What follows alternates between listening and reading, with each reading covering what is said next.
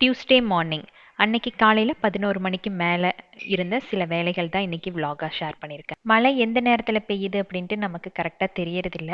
So இங்கே வந்ததுக்கப்புறம் இந்த ஒரு வாரமாக பார்த்தீங்கன்னா கரெக்டாக அந்த துணிகளை காய போட்டு எடுத்து அன்னைக்கு ஈவினிங் மடிச்சு வைப்போம் இல்லையா, அந்த வேலைகள் எல்லாமே கொஞ்சம் மாறி போயிருச்சு. சிங்க்கு டேப்ல எல்லாம் பார்த்தீங்கன்னா உப்பு கரை படிஞ்சுட்டே இருக்கும். 2 நாளைக்கு ஒருக்கா இந்த மாதிரி ஏதாவது ஸ்ப்ரே போட்டு ஒரு ½ நல்லா ஊறினதுக்கப்புறம் ஸ்க்ரப் போட்டு கழுவி விட்டேன் அப்படின்னா கொஞ்சம் சுத்தமாக இருக்குது.